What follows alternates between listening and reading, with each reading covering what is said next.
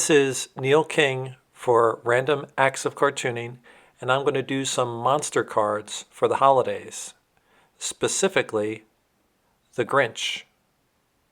But first... Okay, everyone, so the influence for this episode is Bill Watterson, and this is one of I think I have 2 or 3 collections, like probably everyone does, of Calvin and Hobbes. And I really love this one. They really, especially even the cover, I love his watercolors on his line art. And sometimes, he just has a really great feel for the color that he's going for. But the whole thing about Watterson that I think I love most are those kind of expressions, right? I mean, I think about what he does with that character, basically to me a Charlie Brown character, and that he evolved him into just this great feel and the movement of the character, and obviously his take on what I feel like, Schultz did start. It's Schultz's ideas of the Red Baron and all these different things in Snoopy's mind or Charlie Brown's and all the things. But to me, the different feel that he has for Calvin, I just love how that character moves. And he takes that basic, it's just a circle, and he really has done something with it, creating mood also. But I think everybody can understand a great graphic designer that I think Watterson is. A really great, feeling of timing. And you can see these are his influences. Pogo is the same thing. But Charlie Brown, you can't get past it, right? But the book is really great. It shows a whole lot of different things about it and the evolution of the style from where it started to where by the end it goes. Such a beautiful, masterful way to show that character. But I'm always influenced everything he does, how to pace a story, and the geniuses who can do a comic strip, get it to 4 panels, or what he did as a graphic designer, how to change the format. So I'm sure you have it, but if you don't, this was one of my favorites collections. It shows like his whole background and what he's doing. Love this book. He loved dinosaurs.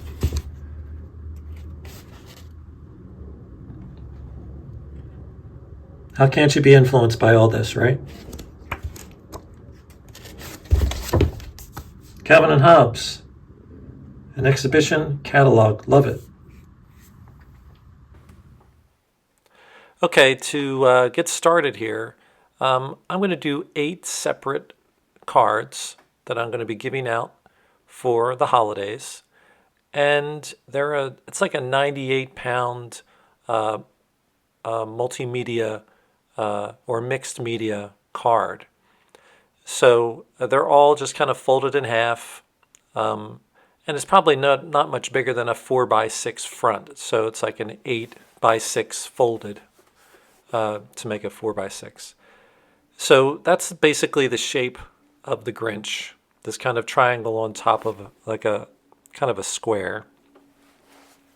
And when you're doing this character, which is one of the great characters, the Seuss character, I always go back to the feelings of the Chuck Jones animated cartoon. So that's kind of where I am. Especially this first one, you can see that's about as Chuck Jones of a face for the Grinch as you could make. But I do really like doing different faces for him, and it's all in the eyes and the mouth for this character, because mostly everything else kind of stays the same. You can see once I'm kind of just pushing in quickly the pencil, I can just go right in and be pretty free-flowing with this marker. So it's a Pentel ink pen, a sign pen brush That's the brand. And it's really good because it's a pretty firm kind of a brush that you could think of as, but but it's really as a marker. But it has a little bit of a variety of weight that you can get. Not much, but just enough. And I do most of my major details with that. The drawing is a little bit twice as fast as I would usually be. I'm fast, but I'm not this fast. So I just wanted to show you the whole thing for each one of the characters. So then I want to go into with my Pentel brush pen that has all of the good kind of dry brush elements that I usually bring to the things that I'm drawing. So I'm just kind of moving in and try to stay free flowing. I am going to use color on these eventually, but because I'm going in like this, it is really fun, and it's a great indication of what happens when you have a really well-designed character, and that you can go in and play around with the form as much as you can. And there's just a few strokes. Each one of these cards, like this, probably took me about 3 minutes to sketch. So now I'm going to really go for the next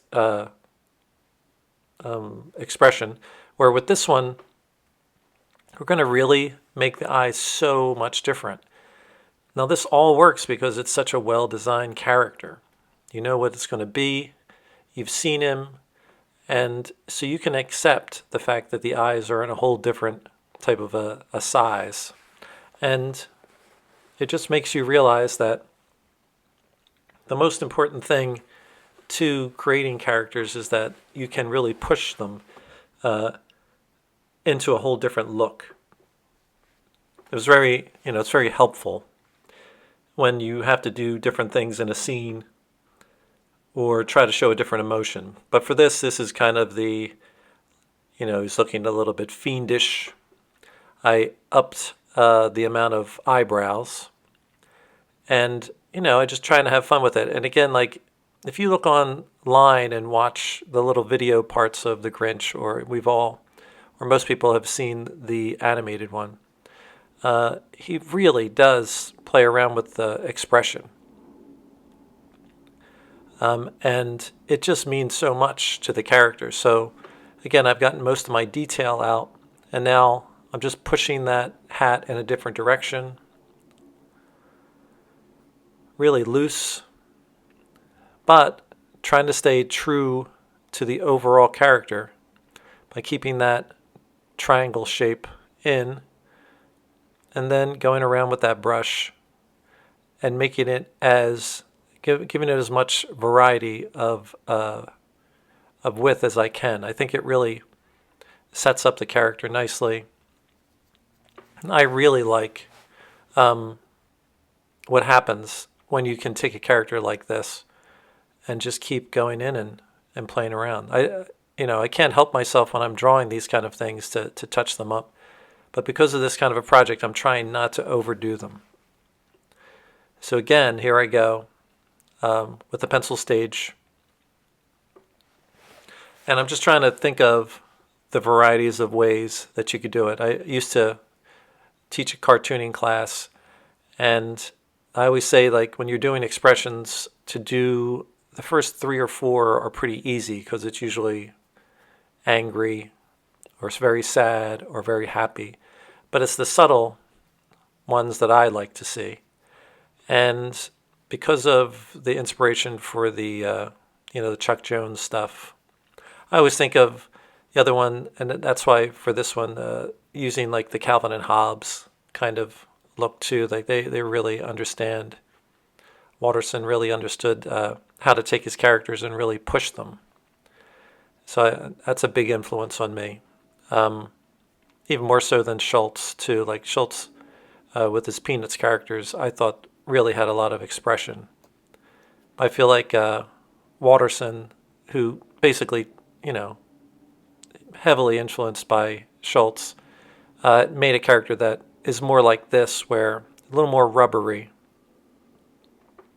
And there's almost nothing, you're unafraid to just go with him and make him into something that, most characters are just too simplistic to play around with.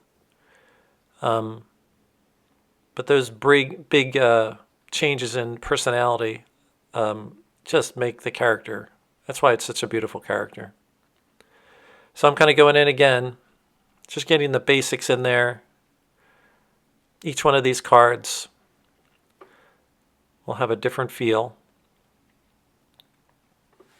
It's a nice thing about the holidays too, that you're so used to certain kind of characters and used to doing them.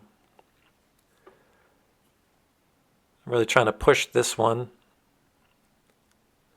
A surprise, maybe show a little difference in the teeth. Again, this is sped up twice as fast as I usually would do it. But, when you're working on something like this and keeping it nice and loose, I think you get inspired by it because of you're not overthinking the character. And I like the idea of doing an image or two that I haven't necessarily seen his face in. And it's that way you can kind of make up what you might not have seen before. I always think that the great thing about that the original animated part from the series or from the children's book, he just said so many things were happening to the character that he just was able to explore lots of stuff. That team that made that animated special. So again, this is something where maybe you don't see this one as much. So I'm trying to pull that hat in different directions, maybe seeing it at a different angle. Lots of fun with it. But you just have to, when you're doing this kind of thing, you just don't want to, overdo it. So I'm just leaving him in so many of these parts. I'm going to have color on them right after this. But I was doing kind of a assembly line here and just kind of moving from one to the next. This one, I'm sure, is based off of a few of the images I've seen. Those eyes are like, as soon as you see them, you realize that that's that character. And it's just the simplicity of it. And he has like little eyelashes on them. I enjoyed drawing that kind of thing all the time, is taking the eyes, and because there's so much negative space in there, it gives it so much personality. So again, just jumping in. Nice big time eyebrows. And then just trying to keep it loose.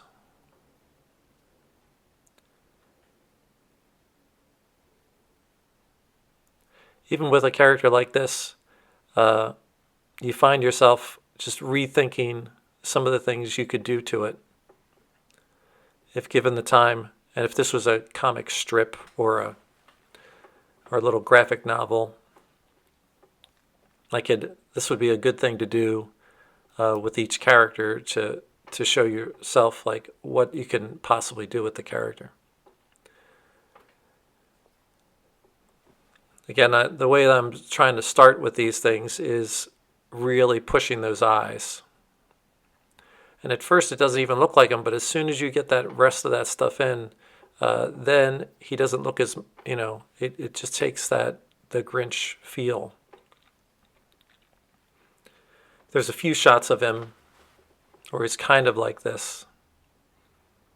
And I feel like, if I was continuing to draw this, I'm sure I would wind up having the character really evolve, which is you got to force yourself not to let it happen too much, because you don't want to change the character too much, because that's not what it was. And that must be the hard thing for animators, because you're just drawing and drawing and drawing this character. I'm sure you start doing shortcuts to the effect, and you have to keep an eye on where he's going. that he never changes, that you accept that this is just a slightly different variation off of that same character. And I think that by keeping those two major shapes at the beginning, it forces me into not allowing it to stray too far. So like I was saying, there are 8 of these that I've done here. And they're just so much fun. Like I always think of this one as like one of my favorite images of him from the original animated feature. Or his, the hats. It's the only one that I did without a hat. And it's just like he has these like 2 little devil horns on the top that twirl around with his hair. But it's so important to still stick with the overall anatomy of the character in itself. But to think about the difference between these eyes and the original eyes that I was just doing, where this is like maybe an 1/8 of as big as the other eyes were. But that's great character creation, and it allows other people just to take their time and see what they can bring to that face. But you can probably see in your brain, if you've seen the actual animated adventure, that this, like the animation to make this happen, was the best part. To see the wrinkles in his face and the whole thing about when he comes up with an idea, and of course it's a very bad idea, and but that the evil kind of look in his eye, as a kid you just loved seeing it. And it just wrinkled up in his shape. That's the inspiration for that one. And this one I really like too, because I think of the teeth that they show sometimes on the cartoon, where you don't see his teeth a lot, but by adding them periodically, into the feature, it really gives you a whole different avenue with that character. Because if you think about the other ones, it's mostly his mouth is closed, he's in a frown or something, but when he really opens his mouth, that's when that character comes out. And for me, like I tried to, look at the way they did it, and his teeth were irregular and all that kind of stuff. I like to show the gums and all that stuff to make it look a little scarier. And then you're just building it. The cheeks and everything. You're getting, with that brush pen, I get some quick, thin and thick lines that I can adapt for this specific character. It really does make me think again and again about characters that I'm creating when they're dramatic like this, not just a regular kind of a story, but something for comedic effects that you can do, that you really have to think in this way, and let the artist bring some stuff. So these are the black and white images. Hey everyone, as always, I always remind everyone that I am a working cartoonist. So the whole point of doing my episodes is to get everybody to go to my Amazon store and buy a bunch of the books that I make. So I have all kinds of different types of books, whether it's for all ages, like Who Stole All the Heads at the Met, and all kinds of books like this, Snowmen in the Springtime, fun contemplation of what would happen if snowmen survived into the spring. And then these are some older ones that I really think a lot of kids would like. Monsters in the Box. There's 4 different books that are collected in here. You get all this on Amazon. I have all the links in the episode. And as always, I'm here doing my sketches. I do conventions and everything, and I do all kinds of commissions. So these are the kinds of pieces that I do. So always contact me about that, or look for me at some of the local conventions that you're involved in. But make sure you're liking and subscribing. And now I'm going to quickly go in with this water brush. And these are great that I usually use for when I'm outside and I need to use my watercolors. But I thought I would use them really fast because I don't know, it's kind of fun using them. There's not a lot of colors with this. It's basically just using the complementary colors of the green and the red for the Santa suit. So I put a little yellow in it to begin to give variety for that green, and then built right on top of the green. And then I would go in with the red for the hat. Sometimes what I'll do with these things when I'm going further is I'll put another layer of black on it. But I really felt with this I want to keep it kind of bright. So I put a little gray, as you can see, but I'm really not going after that much of the face. I usually would do that. So I put a little bit of a background, just a little splash. And you can see that's kind of a finished piece. I don't want to over render it. And by using that yellow in the mid period, it just kind of puts a light in there. So it seems like the light's right in his face. Or if you come around and allow some of it to still be there at the end, that yellow looks way more light green than just yellow when you have the value on top of it. And you can see what it does for the character. It obviously makes him. And so you see it as the Grinch right away, not just some other kind of a character that has this kind of a look. And again, with the complements, that red and green, they always work. A lot of these kind of characters, when you see them, you just have to keep that in your mind, that the simple color combinations are the tried and true stuff, and that you, in your mind, you should be thinking, how can I apply it so that everything bursts? Again, I think the color part probably took me about 2 minutes for each, maybe about 2 minutes, 3 minutes. And, being a cartoonist, I think my biggest skill is to be able to let things happen and not to worry about, did I go too far with one part or another? Did I use too much yellow for this or not that? And then just go with it. I'm not going to redo this one no matter what happens in my brain. So it's going to become something. And I'm hoping that in the end, it'll be something that, by the end, my instincts will be right with how much I did or didn't do with it. Trying things out, looking at it because this compared to the other ones, I might be like, is it not enough green? Is he getting too yellow? And it's hard too with this light when I'm filming this to get it exactly. I feel like the images that I actually made are a little bit deeper than this. But I think it's a pretty good indication. And I like with the brush pen that almost anything can happen. It's still holding on to some of that red when I put some black in it.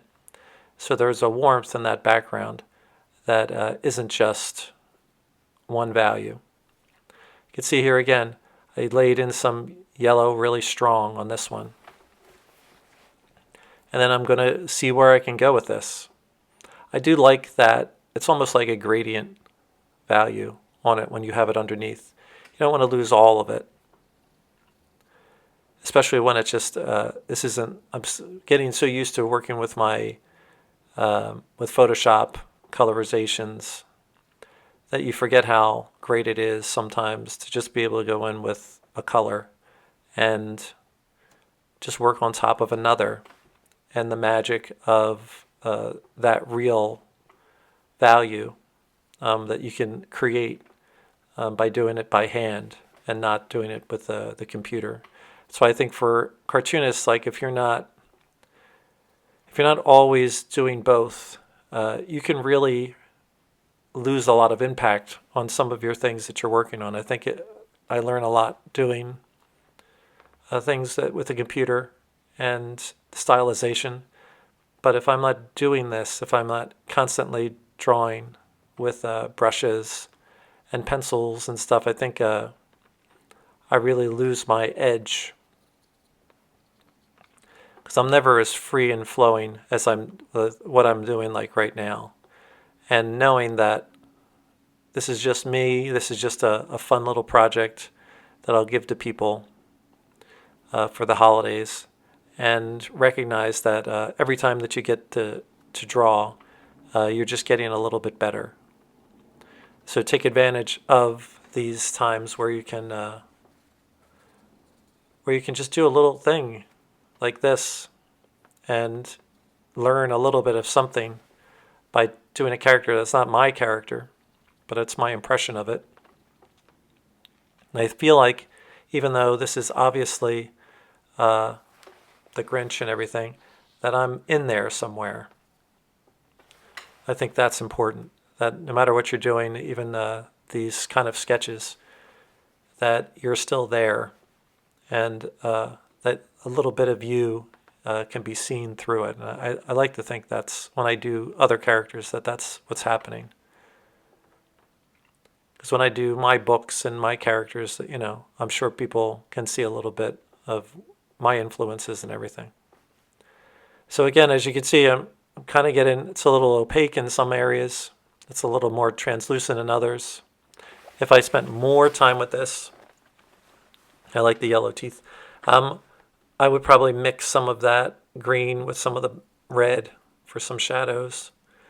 But I really am keeping these like pure, barely doing anything with the two colors to contrast, other than this background that has black and red. I like that one. Good teeth. Again, moving my way through quickly. I like this one. It's very subtle. It's different. It almost doesn't look like him. It almost looks like a child or something. But that, that kind of emotion, that's what you want to get out of this whole series, is a nice variety of something that you don't usually see. I think I have just like one more here.